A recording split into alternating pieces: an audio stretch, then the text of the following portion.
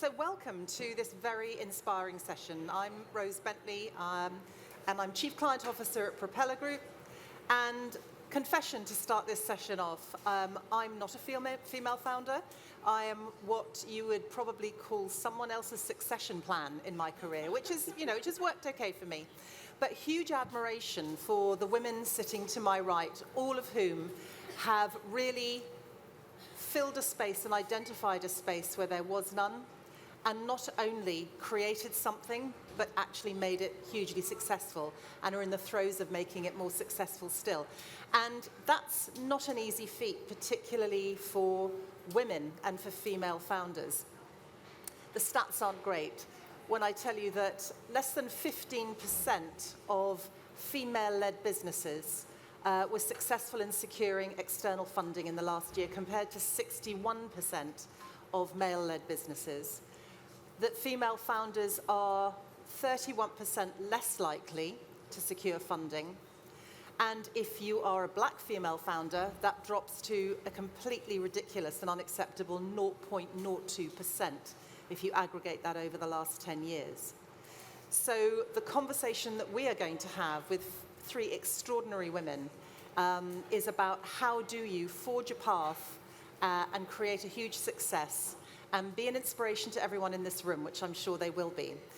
So introducing you from the end of the row, Sachini Imbuldeniya, who is founder of House of Oddities, and you'll be telling us in a little while the thought behind that name. Julie Oxberry, who is CEO and co-founder of Household Agency. And Adele Bridgeman, founder of the Responsible Resourcing Agency. So welcome to all of you. And let's just start at that point about funding, because I think in most cases, you didn't rely on external funding. You got going, in some instances, on the kitchen table. Sachini, do you want to start? Give us all your founder story. All of the founder story. So I guess I've been in the industry for about 20 years, and I've always worked at quite large corporations. And I found that in that time I learned a lot, but I think the biggest thing was I was trying to change the industry for the better, but I felt like I'd take sort of 2 steps forward and then 20 steps backwards. And it got to a point where I sort of felt like I was hitting my head against a brick wall, I guess. So I had a coffee with a friend a couple of years ago, and he said, why are we trying so hard to get a seat at their table when we can just create one of our own? And it was this weird sort of light bulb moment where I thought, do you know what, you've got a fair point. And House of Oddities, which is a full-service creative agency, was born as a result of that moment initially. So it's been a journey. In terms of funding, is this working? Bit of feedback? You're getting a lot of feedback. Yeah.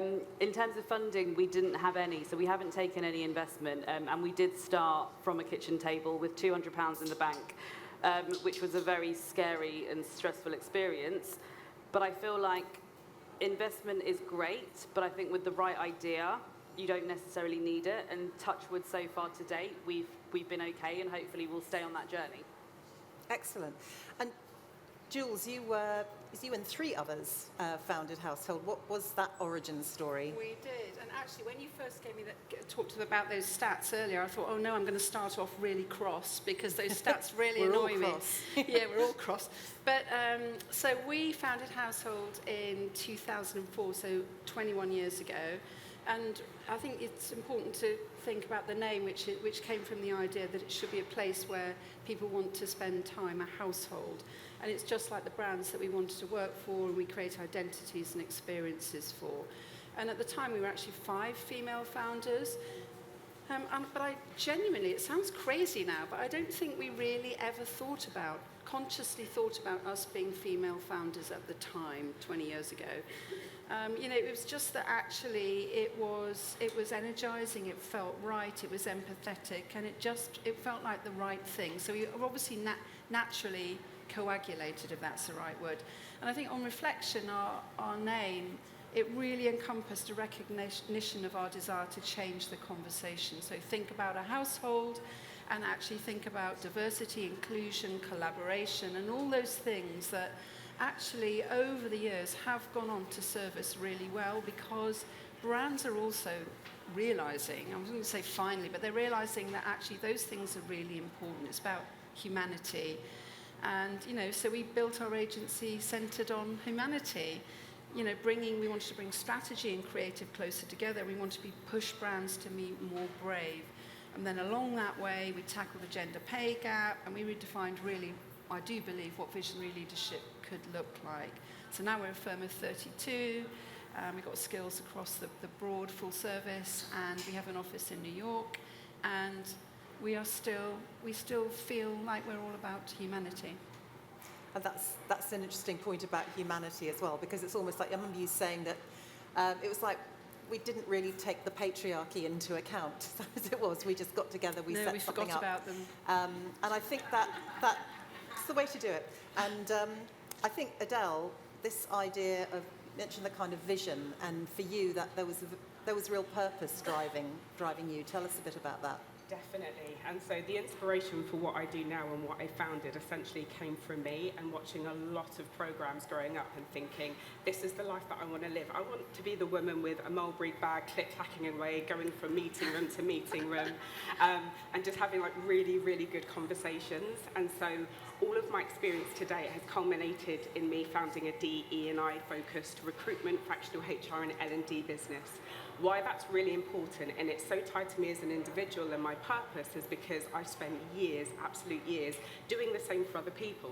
Like, we're all experts here. Everyone in this room is an expert. And so what I have done in my career to date has been very much about, protecting revenue, driving revenue, protecting margins, working with people teams to help accelerate their people, goals, and overall strategy.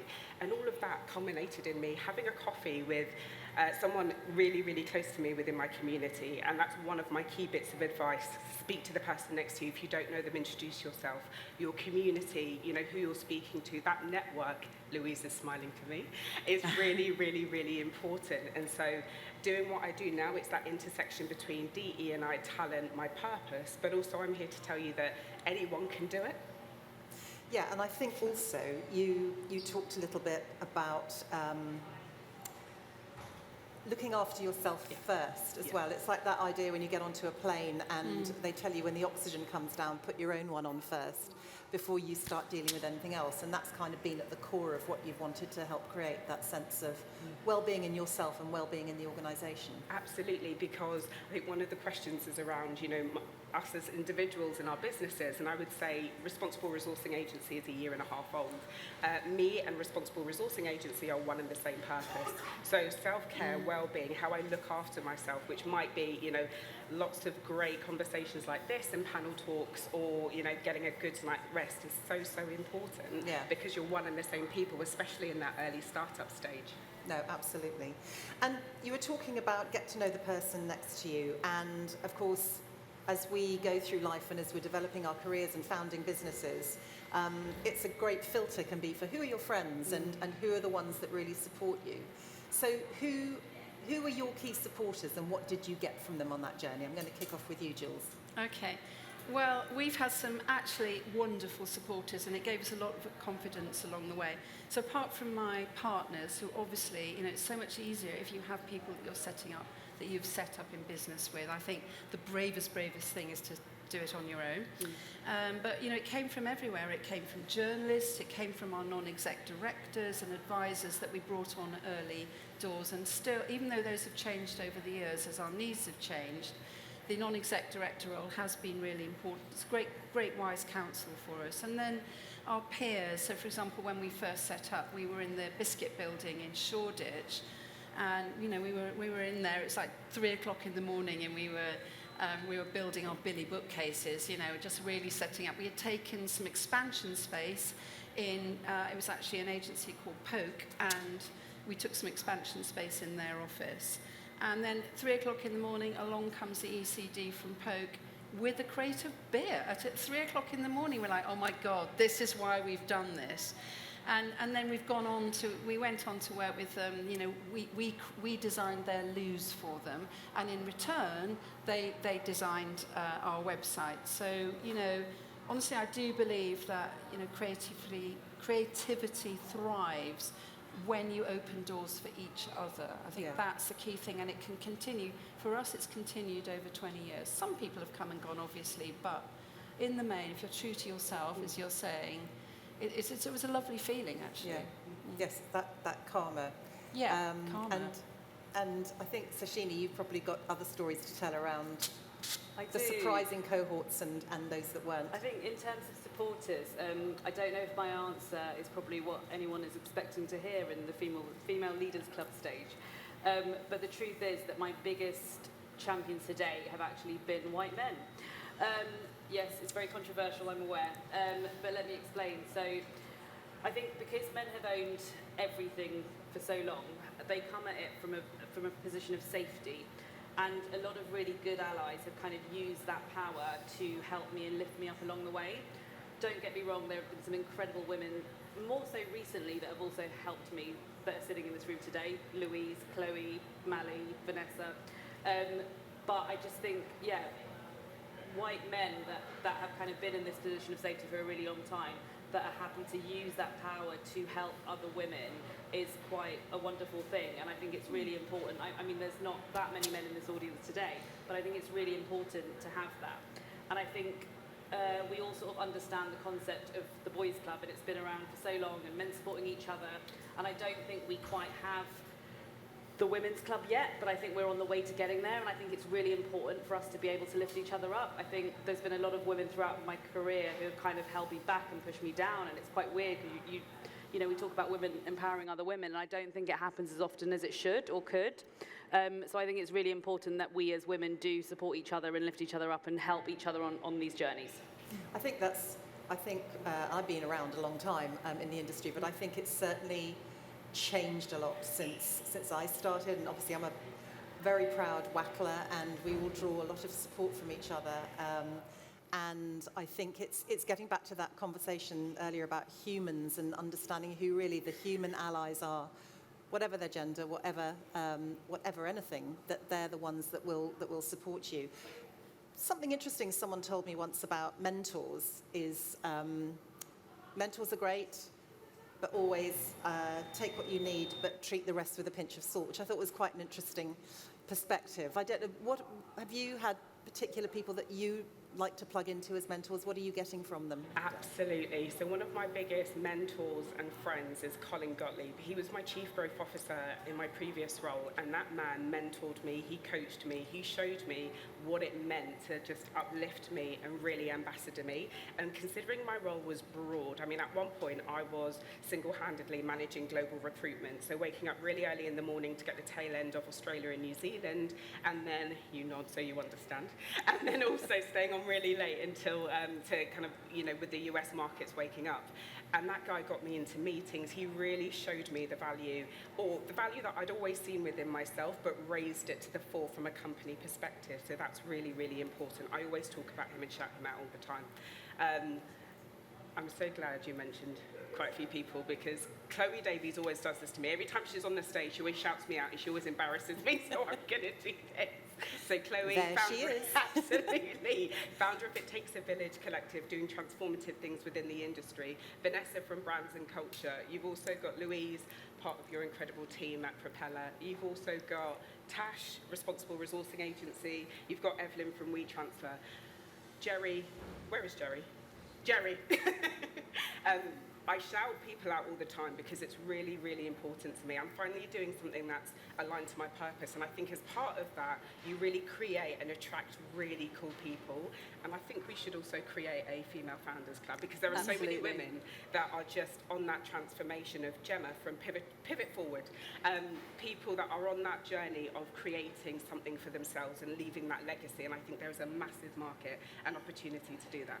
So much opportunity, and so much opportunity from the connections you make at places like here, and as you go through the development of your business. And I'd like now to ask a question about that and how, because two of you are relatively new founders. Jules, you've been around longer than the other two. So I just want to talk about how you've approached growing your business, the drivers, and to what extent is it about marketing yourself for for marketing your business? I'm going to start with Jules on this one. Okay. Well, I think for the last part, you actually have to market yourself more than one would imagine. I think naturally we're probably not going to push ourselves forward a bit. You think it's brash or whatever. But, you know, in creative industries, people buy the work, but they also buy the people, and it's massively important. And I think it's important that you know that you don't have to become your product. You don't have to become it, but you have to show up and be the brand, show your perspective, be consistent, and so on. And I think if you're thinking about how we, if you embody your brand, it will open doors because it becomes very authentic and it's very natural. And then when you asked about how you asked the key drivers for the business, I think specialism and credibility and consistency, so leading with a deep expertise, whatever that might be, is really important. I mean, at Household, one of the things that we did was we pioneered the space between brands and experience, between entertainment and retail, and that was 20 years ago. It's happening all over now, but we really did pioneer it, and we had customers at the heart. And then I think two more aspects of this. One is about differentiating with your values. So purpose, inclusion, sustainability, and so on are at your heart. They're actually commercial strengths. We're now a B Corp, and it is increasingly a commercial advantage, if you like, although it is partly why we did it, but certainly not entirely. We obviously had it in mind. And then my final point around the question is around visibility and relationships. You talked about this before. Talk to the person next to you, and then just staying active in networks and thought leadership and so on, being top of mind is really important. And then actually when you do that, I think you find it becomes really enjoyable. It's taken quite a long time to realise that, but it's enjoyable. I'm telling you that from the old perspective. Older. And Adele, I think getting back to this idea of purpose, your path to growth is through really pushing your purpose, isn't it? And really what never needed more so than now. Majorly, and I think I'm such a massive fan of a soundbite. So when I was thinking about this question, I thought, I'm true to this and I'm not new to this. So for me, it's always been connections, people, community. The fact that I want to attract clients, and these clients are employees who actually put their people, respect their people, really understand that intersection between how culture actually, and it's proven, there's just so much information around there about how inclusion equals growth. And so from a cost perspective, the fact that your people are your single biggest cost in terms of time and then salary and benefits and stuff, the fact that I want to attract employers who really understand that means that the community that I have and the network I have, that is naturally part of it.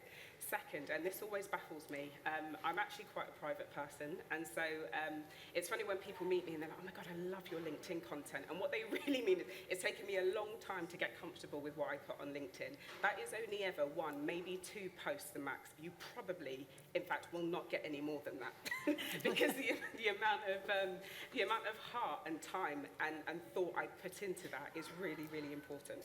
Absolutely. So it's people first. And then, of course, founded relatively recently, January 24, on your kitchen table, as you were talking about earlier. What has been your trajectory since then? What have you focused on for growth? I think it's very similar to Adele and Julie in the sense that we're a people-centric business. So throughout my whole career, I've been very focused on DEI. I know Trump is trying to kill DEI. We're obviously actively trying to stop that. But 100% of our team come from at least one of the most underrepresented groups in the UK's creative sector. And I think it's really important, not just from an inclusion lens, but to make the work better and from a wider perspective. And I think, we're not doing business with brands and clients. We're doing business with other humans. So I think that human connection is the most important thing. As a new business, we did only publicly launch in January 2024, so we're very new. We don't have tons of money to sort of pay for lots of things that kind of can help us grow. So everything so far has been through word of mouth, and I think having those connections that are meaningful lead to other connections that are meaningful, which lead to other connections, and I think that might not be sustainable from a wider growth plan perspective, but for now that's worked really well. So I think it's really important, and I think also kindness. I think that there's a real lack of kindness in the wider advertising industry, and I think like kindness, just being kind and being human and being nice goes a really long way, and obviously doing that, I hate the word authentically, but doing it authentically is obviously the key. And that's also important when you think about where are you going to put your money, where are you going to invest, particularly if you're starting from such a small base, and everything costs, doesn't it? And you've got to really think about where your priorities are. Well, we were talking about things what do I subscribe to? How do I feel like as someone that's set up a new business only sort of a year and a half ago, I do feel like a lot of this industry is you've got to pay to play, and that's quite frustrating when all you want to do is make amazing work that makes an impact. It's really frustrating that you have to pay for everything in order to be seen and heard, and I think there are a lot of things that need to be changed in this industry. Whether I can do that on my own, probably not, but hopefully people in the audience can help.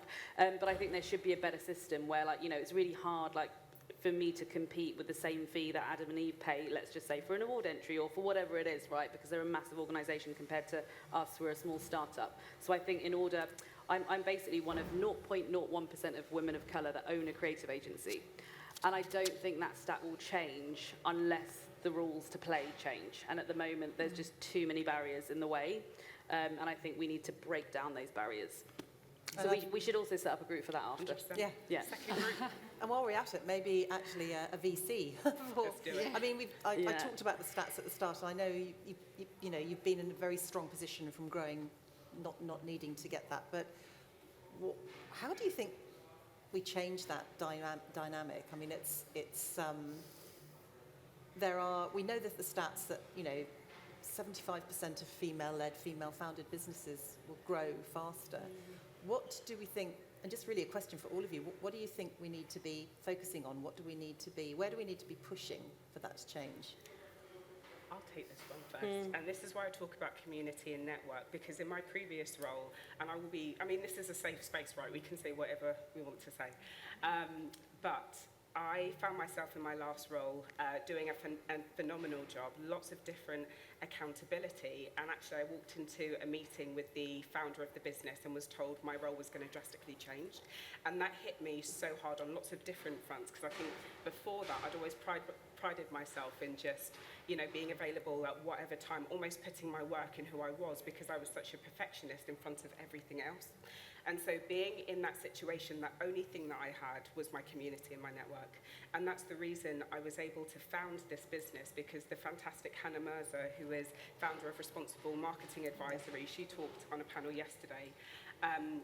She had the money because she'd been there and done that. That's the only reason I'm doing it. And so I think there are traditional paths, but I'm pretty untraditional. So that's why I always drive that point home around community. You never know what you could achieve if you don't put yourself out there, speak to people, gain connections. It takes a level of being bold and brave. So do it within parameters that you feel comfortable with.